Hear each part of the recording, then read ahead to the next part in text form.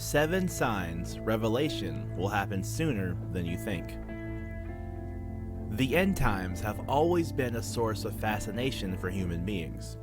The most detailed myths and legends from ancient times focused on the creation and eventual destruction of the universe. Even many of the myths that supposedly took place in ordinary times between Earth's creation and later destruction centered around why certain natural phenomenon occurred or how cultural practices began.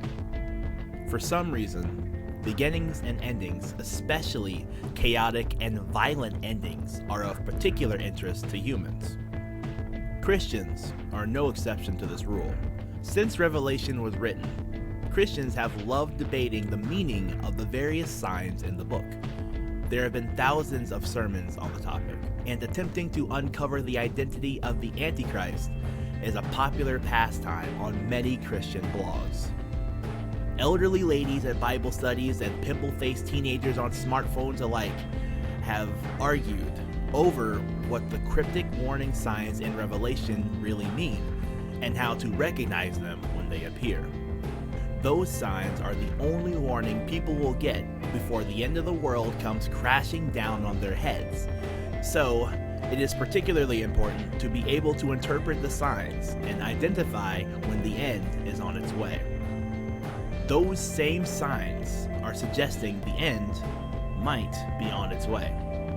Here are 7 signs revelation will happen sooner than you think. Number 1. Increased tensions between groups. As civilization evolved, humanity managed to largely leave tribalism behind. Rather than automatically hating those who were not part of their racial, economic, political, or religious tribe, people began to coexist peacefully with those who were different from them. That societal peace, however, has begun to disintegrate. People are obsessed with giving each other labels and excluding those who have a different label. Today, people sort themselves largely into tribes based on how they think, not, as it was in the past, by appearance. Talk to liberal tribes and they will tell you that conservatives are evil. Ask conservatives about liberals and you are likely to hear some variant of "they are idiots." These fault lines are the foreshadowing of war. When people begin to dehumanize, hate, and even openly call for the death of those they disagree with in public, war is usually quick to follow. Number 2. Growing global population. One of the first things to occur in Revelation is the introduction of what has popularly been termed the 4 horsemen of the apocalypse. The 4 horsemen are traditionally identified as war, famine, pestilence, and death, though conquest is sometimes substituted for pestilence. The 4 horsemen are never explicitly named in Revelation, but one thing is clear: after war comes famine. Human beings are able to grow more food than ever in a single plot of land, and the number of people that face food shortages and starvation continues to shrink. As the population continues to grow, however, the food supply may not be able to keep up with the sheer number of people on the planet, especially as cities and suburbs continue to chew up arable land and useful farmland. Once that fertile land runs out, there is no getting more. The earth will be further and further strained by both sheer numbers and years of irresponsible use until something has to give, and it will almost certainly be the human population that will be forced to yield to famine. Number 3. Jews returning to Israel. Before the end of the world arrives and the full disaster of Revelation is unleashed upon the earth, the Jews will return to Israel. For decades, this seemed to be a pipe dream. The Jews were reviled and welcomed nowhere. When the State of Israel was created in 1948 as an explicitly Jewish state, Jews suddenly had a place where they were not just welcome, but wanted. The law of return granted Jews the right to settle in Israel and granted those Jews who returned to their ancestral homeland automatic citizenship. As such, the number of Jews in the Promised Land has grown exponentially. With the return of Jews to Jerusalem and Israel, however, it is harder and harder to ignore the possibility that the end is approaching. Before Revelation is complete, the Jews will return to Israel, and it is clear that they are in the process of doing so right now. Number 4. Israel surrounded by enemies. Israel is, unsurprisingly, at the center of Revelation. Almost the entire Bible, after all, takes place within the Promised Land. It was there that Abraham was promised descendants beyond counting.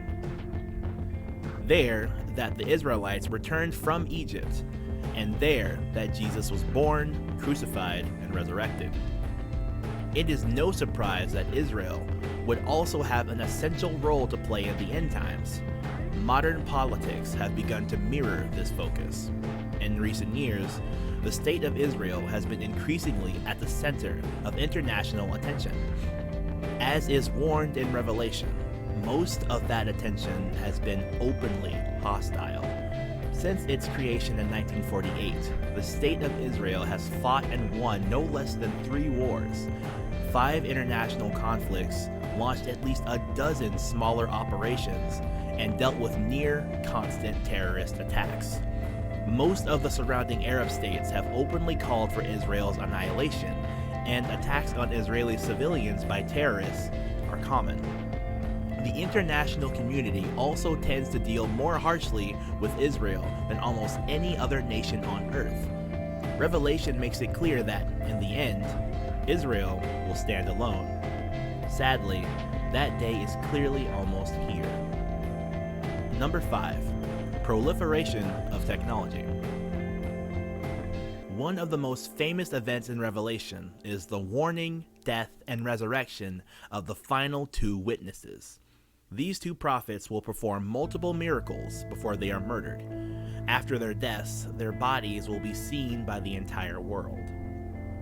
The idea that everyone all over the world would be able to see 2 people lying dead in a city halfway across the globe was laughable when Revelation was written. Traveling to a city 50 miles away took days, and that was the only way to see what was happening there.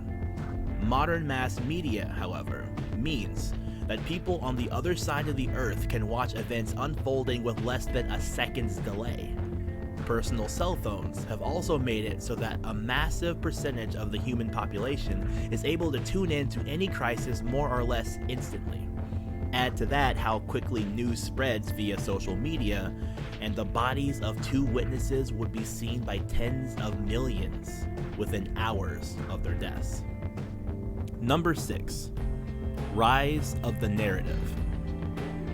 Once, the media was seen as being filled with objective observers. Journalists, naturally, had their own opinions on the events they were reporting, but they kept those opinions from weaving their way into their jobs. They reported facts, whether they liked those facts or not. Opinions were relegated to the opinion section, and news outlets avoided taking sides on contentious issues. Today, the idea of the media being objective is laughable. Outlets cherry-pick stories in order to give a certain impression of events, put the infamous spin on reports, do not bother with fact-checking, and sometimes allow people on air to say things that are flagrantly false. Both sides of every debate know which news outlets they should follow in order to get their side of the story. This has led to the media being openly distrusted. A large reason for the rise in journalists putting a spin on stories is the desire to follow what many have taken to calling the narrative. This is the story that the reports are supposed to uphold, regardless of whether the facts support the overarching story or not. As such, objectivity is bent until it breaks, and people get, at best, one side of the story. This complete disregard for truth would make the mission of the Antichrist frighteningly easy. The world is already primed, after all. to believe only what people want to believe, and villainizing the other side of the debate has been normalized. As for any reports that recognize the Antichrist for what he will be, well, people are already used to distrusting and dismissing those who disagree with them. Number 7. Splintering of Christianity. The Bible warns repeatedly of the dangers and disasters that come when people begin to follow false doctrine or put their own will above that of God's. The Old Testament is dedicated almost entirely to such cautionary tales, and the New Testament mentions it in every book. Revelation is not exempted from this warning. In the end, it claims, people will follow all sorts of false doctrines, and their foolishness will lead them to ruin. There are innumerable blogs explaining why one Christian denomination or another is filled with false doctrines. People can argue that point until they are blue in the face, but the fact remains that religions, Christianity included, have begun splintering. Entire chunks of a faith's population break away from the rest over doctrinal disagreements. In ancient times, these schisms tended to be based on differing interpretations of obscure but essential doctrines. Today, they are largely based on a denomination's opinion of political matters. The book of Revelation has always fascinated Christians. Its cryptic messages and vague warnings have had people debating over its meaning since it was first written. That has not changed in the modern era. Blogs, books, and truly uncountable sermons have been written on the topic. No one, however, has yet managed to put a hard and fast date on the end of the world. These signs may give hints when it is coming, but the Bible itself says that no one will really know the end is nigh until everything comes crashing down. Thank you for watching 7 Signs Revelation Will Happen Sooner Than You Think. Make sure to like this video and subscribe to this channel so you will be the first to hear our new daily messages. See you next time, and may God bless you.